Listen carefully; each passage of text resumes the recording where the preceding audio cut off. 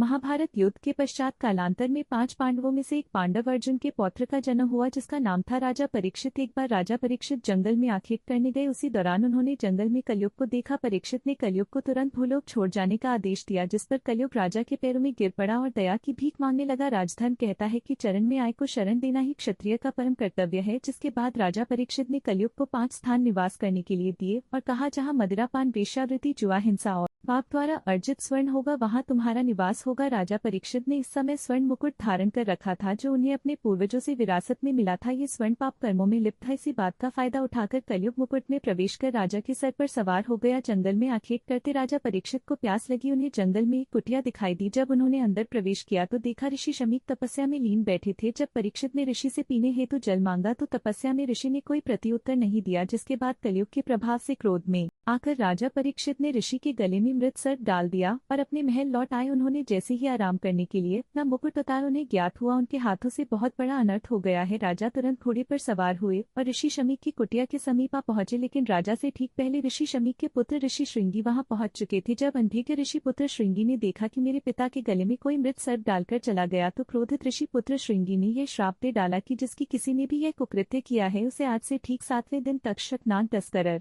मृत्युलोक पहुंचा देगा। दूर खड़े राजा परीक्षित ने यह सब सुन लिया, जिसके बाद राजा परीक्षित काफी दुखी हुई, क्योंकि कहा जाता है जब किसी की मृत्यु सर्प काटने से होती है उसकी कभी मुक्ति नहीं होती। इसके समाधान के लिए राज्य के पुरोहितों ने 7 दिनों में श्रीमद् भगवद गीता का पाठ कर राजा परीक्षित को सुनाया। जिसके बाद राजा के सब तल प्रासाद महल की सुरक्षा इतनी कड़ी कर दी गई कि कोई परिंदा भी पर न मार सके। लेकिन फिर भी ठीक 7वें दिन तक्षकनाग किसी महल में प्रवेश कर गया और राजा परीक्षित को डस लिया। जब राजा परीक्षित के पुत्र जन्मेजय को यह ज्ञात हुआ कि उसके पिता की मृत्यु तक्षक के डसने से हुई है, तब जन्मेजय के मन में प्रतिशोध की भावना भभक उठी और जन्मेजय ने सांपों का अस्तित्व मिटाने की प्रतिज्ञा ली और सर्प दमन यज्ञ प्रारंभ कर डाला, जिसके कारण भूलोक के समस्त सर्प यज्ञ की अग्नि में आकर भस्मीभूत होने लगे। जिसके बाद नागों ने जाकर माता मनसा देवी से रक्षा की गुहार लगाई। तब माता ने अपने पुत्र आस्तिक को यज्ञ रुकवाने के लिए भेजा। अग्नि में सर्पों की आहुति दी जा रही थी। तब माता मनसा देवी के पुत्र आस्तिक के सत प्रयत्नों से नागों के प्राणों की रक्षा की गई। समय बीता गया और एक दिन जन्मेजय की भी प्राकृतिक कारणों से मृत्यु हो गई। लेकिन जब जन्मेजय की मृत्यु हुई तब बदला लेने के लिए नागों ने जन्मेजय की आत्मा को पाताल लोक में बंदी बना लिया। युग बदलते गए और फिर प्रारंभ हुआ कलयुग। इस काल के युग में एक बालक का जन्म हुआ। जब ज्योतिष ने ग्रह नक्षत्रों का आकलन किया तो ज्योतिष भयभीत हो गया। कहा कि इस बालक का जन्म घोर अशुभ नक्षत्रों में हुआ है। ज्योतिष ने बालक के माता पिता को उसे समुद्र में फेंकने के लिए बाध्य किया। ज्योतिष के दबाव में आकर बालक के माता पिता को न चाहते हुए भी ऐसा करना पड़ा। जब बालक को समुद्र में फेंका गया तो समुद्र में मौजूद एक विशालकाय मछली ने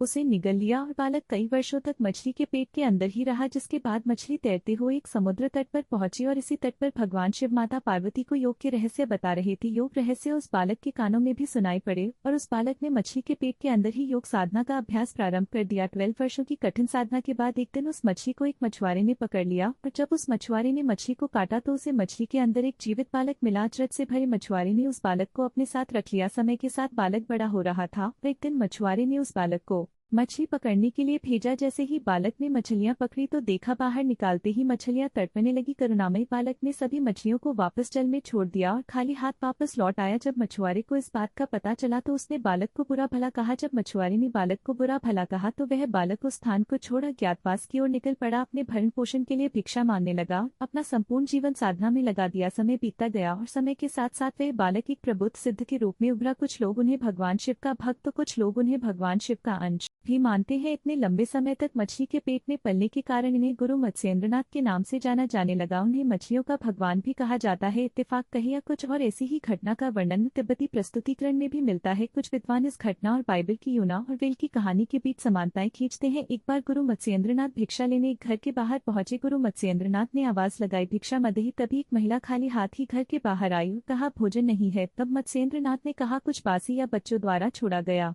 भोजन ही दे दीजिए। तब उस महिला की आंखों से अश्रुधारा बहने लगी, क्योंकि वह महिला बांझ थी। गुरु से यह देखा न गया और गुरु मत्स्येंद्रनाथ ने पुत्र प्राप्ति होगी बोलकर आशीर्वाद के रूप में प्रसाद उस महिला को खाने के लिए दे दिया। लेकिन कुछ लोगों ने महिला को भड़काया कि उसे इसका सेवन नहीं करना चाहिए, इसमें जादू टोना हो सकता है। डर के मारे उस महिला ने वह प्रसाद पास ही में बने एक गोबर के ढेर में फेंक दिया। इसके ठीक 12 वर्षों बाद गुरु मत्स्येंद्रनाथ फिर वहां लौटे और उस महिला से उसके पुत्र के बारे में पूछा तो महिला ने गुरु से झूठ बोल दिया कि उसे कोई पुत्र नहीं हुआ। तभी गुरु मत्स्येंद्रनाथ ने जोर से पुकारा तो 12 वर्ष का एक तेजवान बालक गोबर के ढेर से निकलकर सामने आया। गोबर में जन्म होने के कारण उन्हें गोरखनाथ की उपाधि दी गई, जिसके बाद उस महिला ने डरते डरते सारा वृतांत गुरु को कह सुनाया और गुरु मत्स्येंद्रनाथ से अपनी भूल की माफी मांगी। गुरु ने उसे क्षमा तो कर दिया, किंतु महिला के बहुत आग्रह करने के बाद भी गुरु नहीं माने और गोरखनाथ को अपने संग ले चले। इस प्रकार गुरु गोरखनाथ जी को गुरु के रूप में गुरु मत्स्येंद्रनाथ से शिक्षा और दीक्षा ग्रहण करने का सौभाग्य प्राप्त हुआ। एक दिन गुरु गोरखनाथ राजस्थान में राजगढ़ के पास स्थित दत्तखेड़ा गांव यानी ददरेवा में यहाँ पहुंचे और गांव के एक टीले पर अपनी धुनी लगाई और तपस्या करने लगी। इसी स्थान पर चौहान राजवंश के राजा जेवर जी और खेवर जी का महल था। उनकी दो रानियों का नाम बाछल और काच था। माता बाछल और काच दोनों जुड़वा बहनें थी। उन्हें कोई संतान नहीं थी। माता बाछल दयालु और शांत स्वभाव की थी और ज्यादातर समय भगवान की पूजा अर्चना में ही लीन रहती थी। किसी ने माता बाछल को पुत्र प्राप्ति के लिए गुरु गोरखनाथ की पूजा करने का सुझाव दिया, जिसके बाद माता बाछल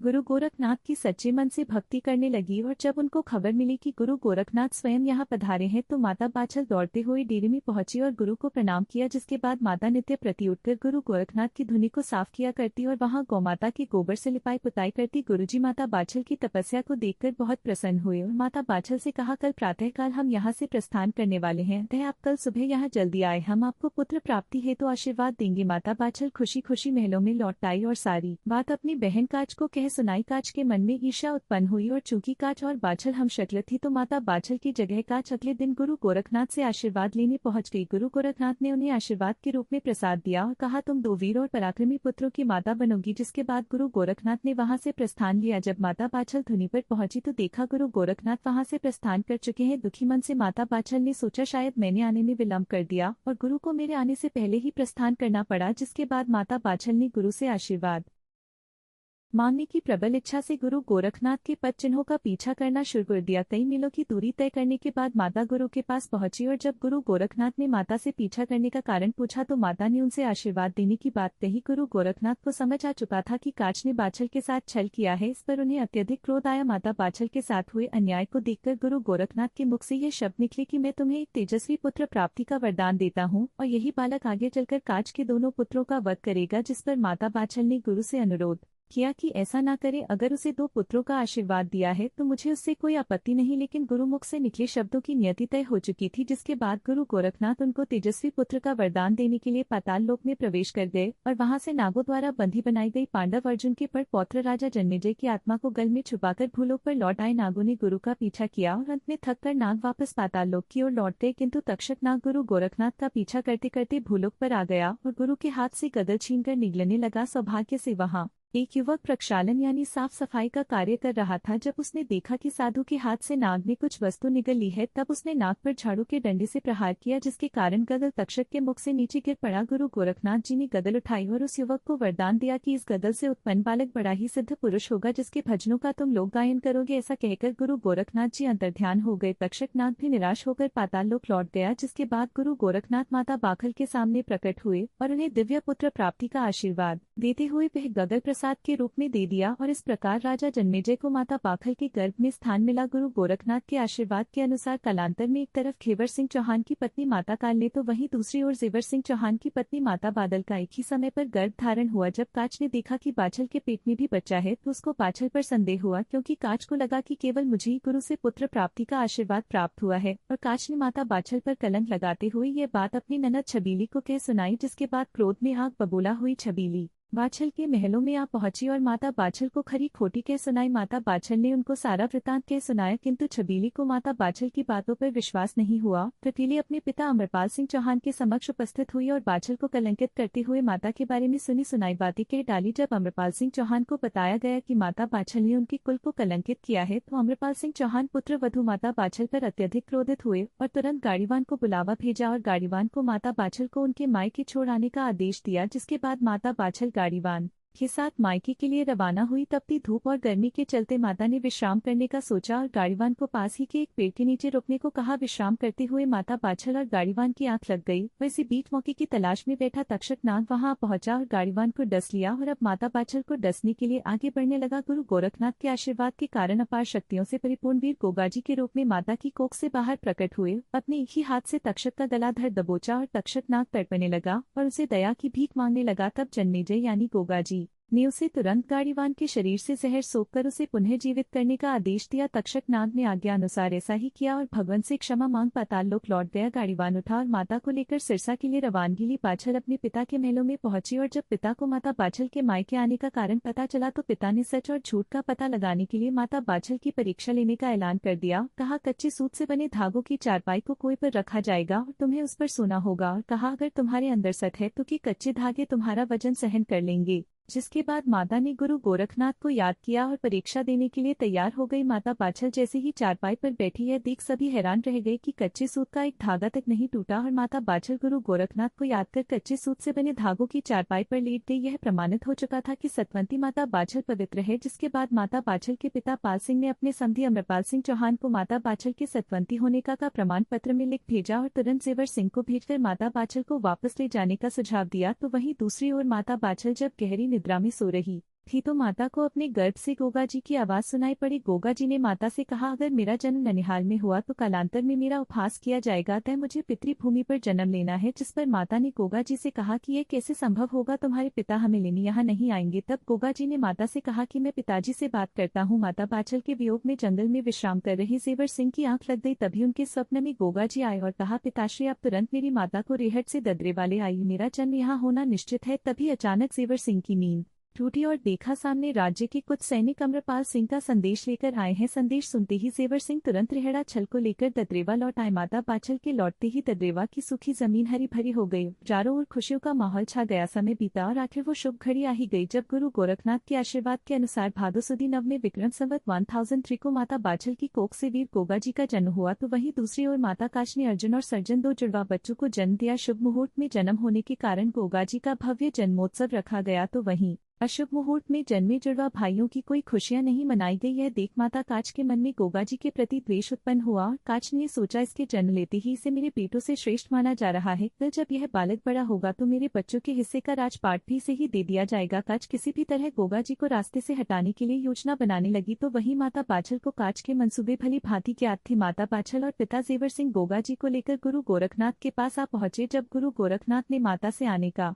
कारण पूछा तो माता ने गुरु गोरखनाथ से कहा, अब तो सर्वज्ञाता है, मेरे पुत्र को मेरी बहन काज से 17 है, अतः जब तक गोगा युवा नहीं हो जाता तब तक आप इसे अपने साथ रख इसे शिक्षा प्रदान करें। गुरु गोरखनाथ ने बालक गोगा जी चौहान को गोद में लिया और अपनी प्रचंड योग शक्तियों से गोगा जी को और भी अधिक शक्तिशाली बना दिया। गुरु ने गोगा जी को माता बाछल को लौटा हुए कहा कि आप निश्चिंत रही, माता गोगा को रक्षा की आवश्यकता नहीं, और जब गोगा 12 वर्षों का हो जाएगा तब मैं इसे ले जाऊंगा और इसे योग विद्या में निपुण करूंगा। जिसके बाद गुरु चरणों में प्रणाम कर आज्ञा अनुसार जेवर सिंह और माता बाछल गोगा जी को लेकर में लौट आए। थोड़ा समय बीतने के बाद काच ने अपनी ननद छबीली के साथ मिलकर गोगा जी को मारने का षड्यंत्र रचा, पर छबीली ने दूध में मिलाकर गोगा जी को विष दे दिया। छबीली ने जैसे ही विषैला दूध गोगा जी को पिलाया तो देखा गोगा जी कड़वा विषयुक्त दूध बड़े आनंद के साथ पी गई। यह देख छबीली के पैरों तले जमीन खिसक गई और आंखें फटी की फटी रह गई। तब गोगा जी ने छबीली से कहा कि यह तो बहुत ही स्वादिष्ट है, कृपया थोड़ा और पिलाई। छबीली ने देखा इतना छोटा बालक बोल कैसे रहा है तो डर के मारे छबीली वहां से भागती हुई काच के पास आ पहुंची और सारी बात काच को कह सुनाई। काच को उसकी बातों पर विश्वास नहीं हुआ। इसे मात्र एक भ्रम समझ काच ने अपने षड्यंत्र का सिलसिला जारी रखा, लेकिन लाख कोशिशें करने के बाद भी काच गोगा जी महाराज को एक खरोंच तक पहुंचाने में नाकामयाब रही। अब गोगा जी के साथ साथ काच के पुत्र भी थोड़े बड़े हो चुके थे। जहां एक तरफ गुरु गोरखनाथ की भविष्यवाणी से चिंतित माता बाछल गोगा जी को शिक्षा देती कि अर्जुन और सर्जन तुम्हारे ही भाई हैं, तो वहीं दूसरी ओर काच अपने पुत्रों के में गोगा जी के प्रति द्वेष उत्पन्न करने लगी। काच ने अपने पुत्रों से कहा, तुम 2 हो और वह अकेला, फिर भी तुम उससे मार खाकर आते हो। अगर वह जीवित रहा तो तुम्हें कभी ददरेवा की राजगद्दी देना तो दूर उसके आसपास पटकने तक नहीं देगा, अतः तुम्हें गोगा को बल से नहीं अपितु छल से मारना होगा। जिसके बाद अर्जुन और सर्जन ने योजना बनाई और गोगा जी को खेलने के बहाने अपने साथ ले गए और ददरेवा में बने एक गहरे तालाब के पास ले जाकर गोगा जी को पीछे से धक्का दे दिया। गोगा जी तालाब की गहराइयों में आ पहुंचे और इसी तालाब के तल पर नागराज तक्षक तपस्या में लीन बैठा था। ये देख गोगा जी के मन में प्रश्न उत्पन्न हुआ। उन्होंने तक्षक की तपस्या भंग करते हुए उससे पूछ ही लिया कि आप यहाँ क्या कर रही हैं। तपस्या में आए विघ्न के कारण तक्षक को गोगा जी पर अत्यधिक क्रोध आया और तक्षक नाग गोगा जी को क्षति पहुंचाने की मनसा से आगे बढ़ने लगा। तभी गुरु गोरखनाथ वहां प्रकट हुए और तक्षक को रोका। तक्षक ने गुरु गोरखनाथ से पूछा कि कौन है यह मायावी बालक जिसने मेरी तपस्या में विघ्न उत्पन्न किया और आप इसकी रक्षा करने क्यों आए हैं। तब गुरु गोरखनाथ ने कहा, शायद तुमने इसे पहचाना नहीं, मैं यहाँ इसकी रक्षा करने नहीं अपितु तुम्हारे प्राणों की रक्षा हेतु आया हूँ। यह वही बालक है जिसे तुम गर्भ में ही खत पर देना चाहते थे। तक्षक को गोगा जी की असीमित शक्तियों का भलीभांति आभास था।